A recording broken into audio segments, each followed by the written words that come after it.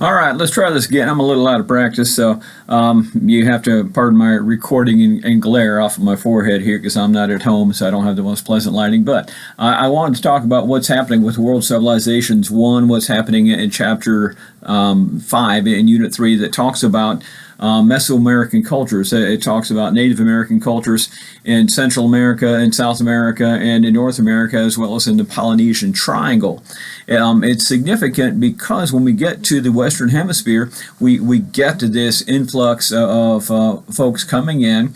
Whether it is via what we talked about before, Beringia coming across and down along the coastal areas. It's significant they're going to cluster in Central America first as far as the concentration because it's going to really thaw out faster than some of the other areas. You have the Gulf of Mexico on one side, you have which is the Gulf of Baja California and the Pacific Ocean on the other side, so it's a relatively narrow strip of land. It's in a very temperate zone, so it has great weather. There is hot and wet, and there is hot and rainy, and you have an incredibly long growing season.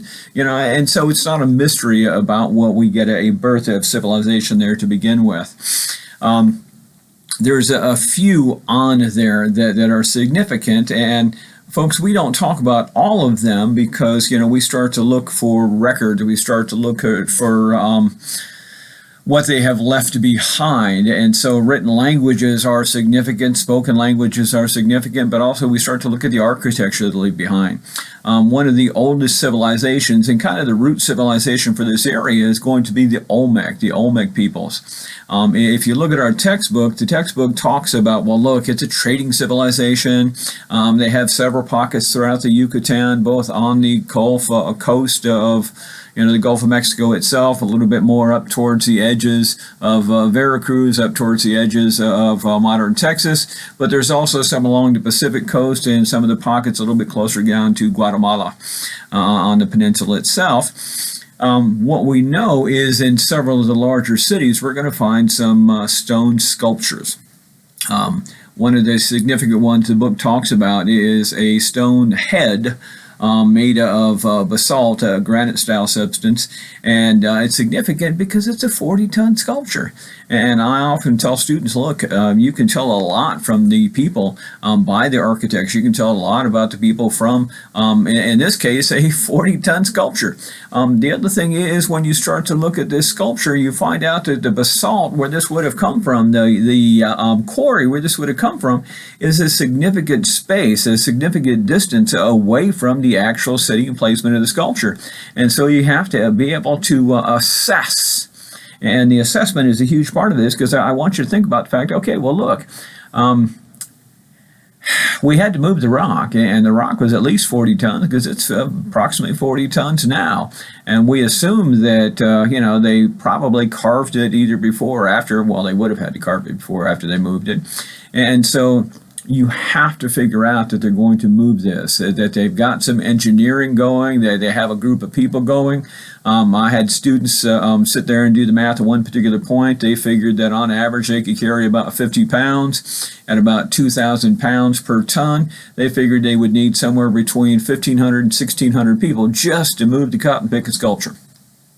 That doesn't include the fact that in some cases we're not using livestock, that we're not using standard wheeled transportation.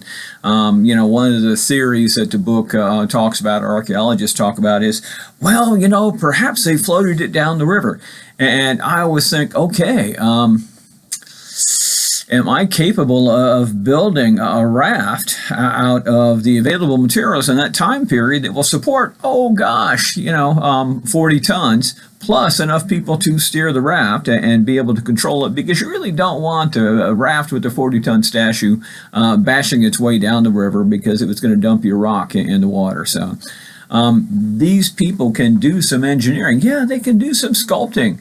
But if they have this many people they can devote to moving a rather large rock, whether it is for religious purposes, whether it is for governmental purposes or reverence or anything else, doesn't really matter because that's a lot of people. You've got to feed them, you've got to clothe them, you've got to house them.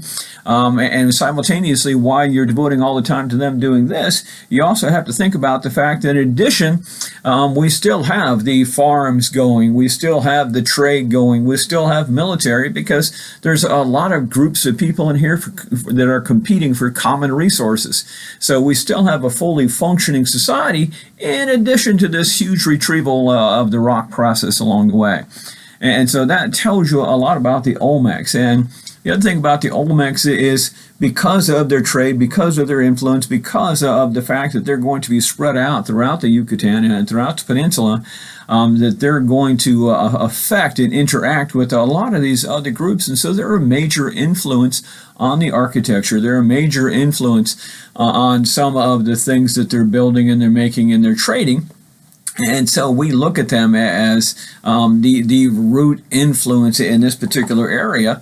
And the problem is they're going to run into a couple of other groups. They're going to run into some hostile forces. There's some discussion about a group called the Chichimecs, who are going to be raiding down from up north in the area of California, Baja California, Upper Mexico, who are going to raid and be responsible eventually for the downfall of the Olmec people. And it's not that they're going to disappear, but the empire will break apart and become smaller scattered pockets.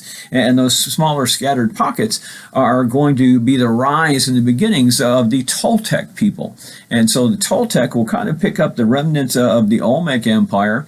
It won't be anywhere near as large, anywhere near as expansive, but they are still going to continue trading. And we find remnants of the Toltec and remnants of the Olmec culture in parts of Florida and in trading hubs. We find it at the bases of Mississippi and trading elements along the way. We're going to find it up as we get closer to Cahokia when we talk about that later on. So it's still going to be an expansive trade network. There's still going to be quite a bit of it going on, but it's not going to be as large. And that's what you have to remember. It's not going to be as large. We're still going to have cities. We're still going to be competing for resources. So keep that in mind. And also keep in mind that as the Olmecs are fading and the Toltecs are rising, there are other groups. There are the Teotihuacanos, right? There are the Maya people that are coming up at this point. There's the Chichimecs that we already talked about. And there's other scattered groups of people. And pretty soon you're going to see the Mexica people, who we call the Aztecs. You're going to see the rise of the Nahua, or the Nahua people that are going to come in, which are a form of almost of the Aztecs coming up at this point. So keep it in mind, because what I want to talk about next is talk about the rise of the Maya people, talk about the rise of the Aztecs as well. So I'm going to go ahead and cut this off here. Just remember that we're looking at a lot of the influences that pop up about this particular time. I think it's pretty neat that the Olmecs are responsible for a lot of the obsidian trade, because remember, these people at this point are still Neolithic. They never make that true jump to the Bronze Age or the Iron Age, and so they're going to be trading in obsidian. And the obsidian, the way they chip it, the way they manufacture it, we can find that in a lot of places throughout the Gulf of Mexico at this point, so we can kind of track their trade. So keep that in mind, and I will see you in a bit.